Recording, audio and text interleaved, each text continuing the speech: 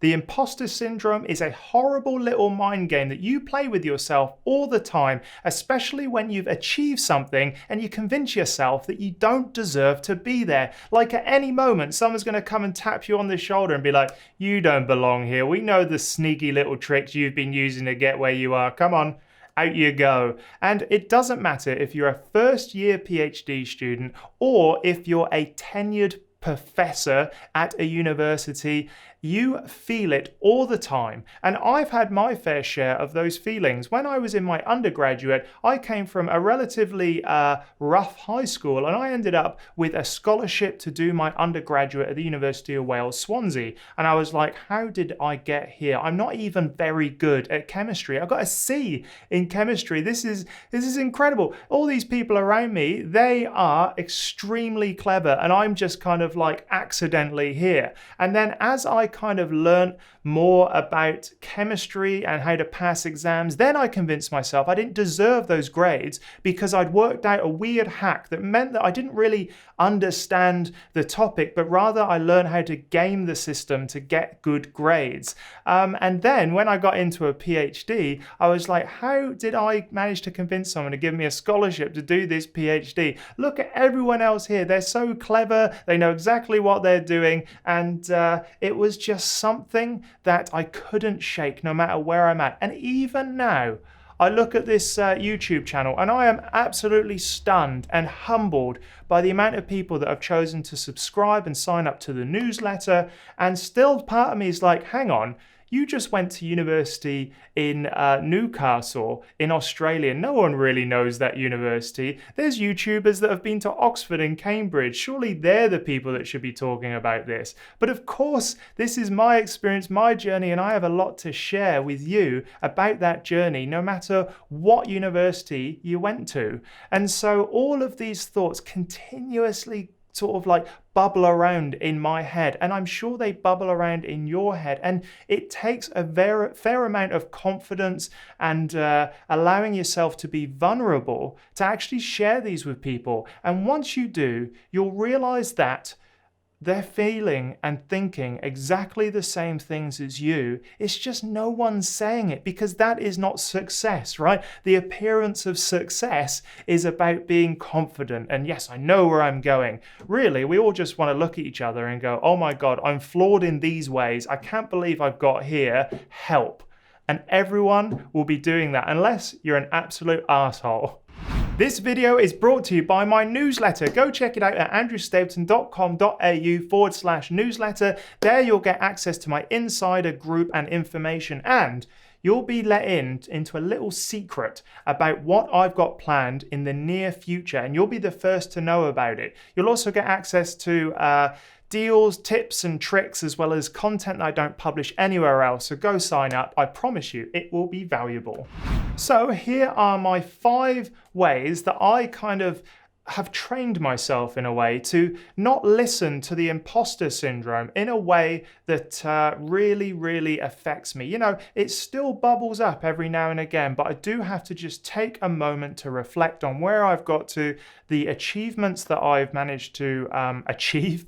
And this is the kind of 5 things in my toolbox that I regularly use and go to. So the first thing is that everyone feels like this at some point. Now you and I, we know ourselves inside and out. We know our vulnerabilities. We know all of the little things that annoy us, that we're concerned about and self-conscious about. And we don't know that about other people. But you just have to kind of imagine your brain in someone else having all of these little internal monologues. And I guarantee you that they are thinking exactly the same things as you.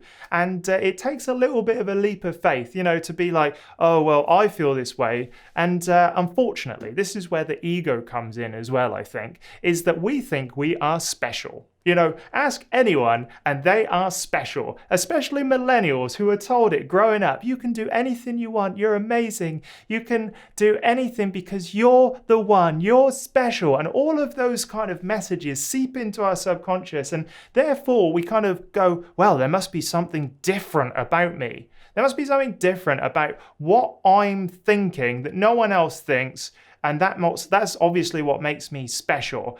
But I can guarantee, in the nicest possible way, my friend, you are not special. You fall on a bell curve, and you're almost certainly normal. And I would pick normal every day of the week. And these people that you're speaking to are also very, very normal. They're very likely to be in the middle of the bell curve of normality and thoughts and feelings, and therefore they're thinking exactly the same thing as you. Now, one thing, if I meet someone, I go, "Oh my God, you're incredible." Sometimes in the academic world, they're assholes. And that is okay. I accept them as assholes and I let them get on with their life, and I try to avoid speaking to them as much as possible. But sometimes you look at people, they're lovely, they're nice, they're successful, they've done all of these things that you wish you could do, and you start comparing yourself to them. My little trick is to think about them in unflattering circumstances. They all have to do poos. They all have to do wee-wees. They all have to pick their nose. All of those things make them human, and this is only one component of them. You know, their success is a culmination of lots of little steps. They are not just this amazing beacon of awesomeness, no matter what they kind of tell you or what you may think about them. They have got their own little internal monologue going on, which is telling them exactly the same things that your internal monologue is telling you.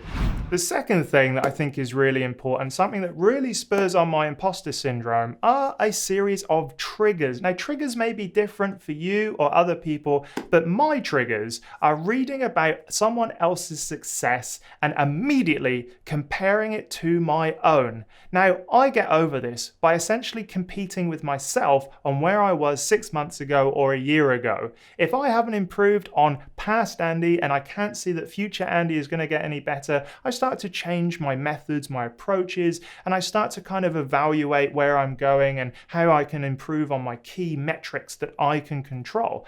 But it's very difficult when you read someone or see someone who's successful and you immediately go, well, why haven't I got that? Why? And then the second thing is that you start having this imposter syndrome. Well, it's because you do this thing, or you're not really clever. For example, one of my biggest kind of things about being clever is that I am rubbish at mental maths.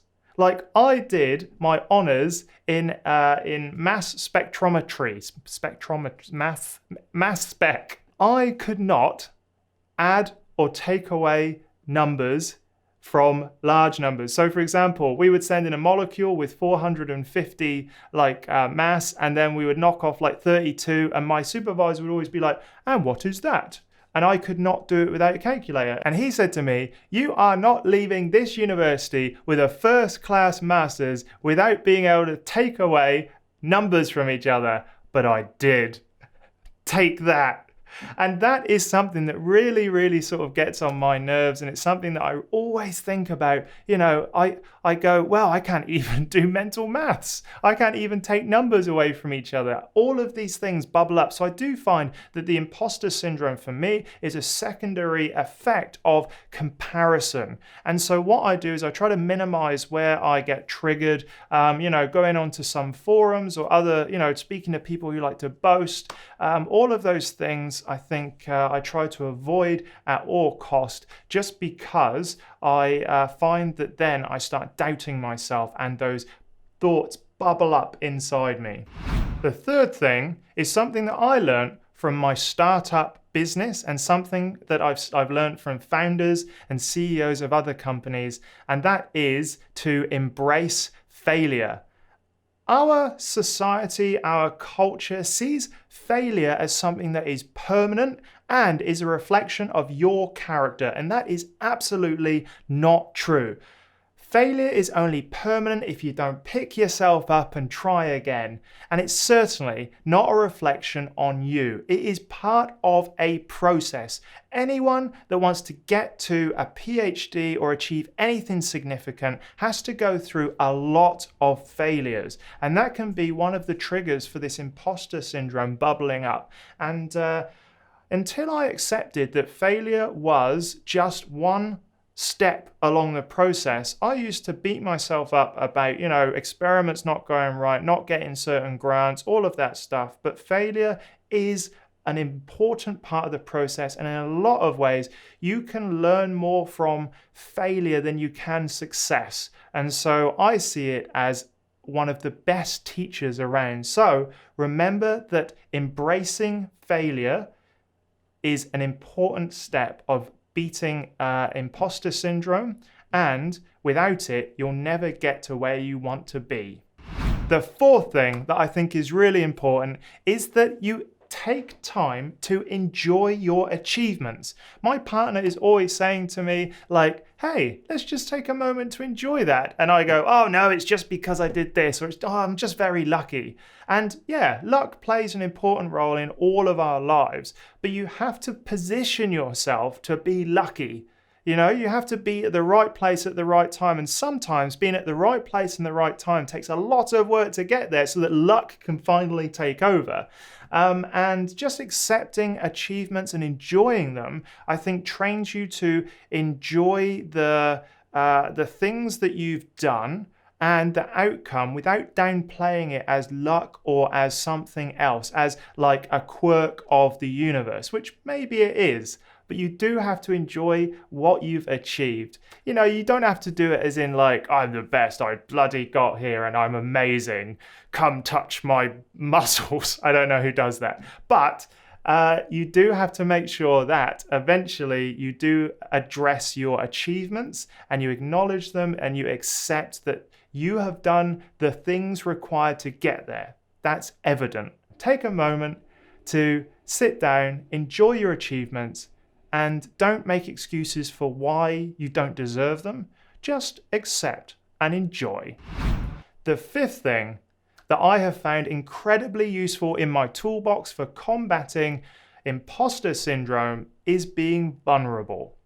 Being vulnerable is a superpower for building relationships, but also just allowing you to ask for help when you need it. The imposter syndrome is fueled by being kept in your head, being kept completely secret from others. That's where it completely thrives. But what I recommend you do is find someone you trust, find a community of people that understand what you're going through. And sometimes when you're doing a PhD, it feels incredibly lonely and that you can't speak to anyone because you're going to be like found out, right? That's the whole imposter syndrome thing. But finding someone or a group of people that you can talk to and you can really open up about what is bothering you has really helped me. I'm very fortunate to have an incredible support network of other founders, of my partner, of my family, who all sometimes don't really understand what I'm doing right now, but they're all supportive nonetheless, and they will always listen to me and help me and guide me when I ask for help. But actually convincing yourself you need help is a very hard part of the process. So be vulnerable, reach out, speak to people, and that is how you can overcome imposter syndrome. And also, you'll be surprised by doing that. People will also tell you how they have felt exactly the same way at certain stages. So finding a good mentor, finding a good peer group will help you combat imposter syndrome and help silence those internal noises while you're combating your PhD. Keep the combat outside on your PhD, not inside your own head. So there we are. There are the 5 tools that I use to beat imposter syndrome throughout my PhD, but also these tools are going to help you throughout your life.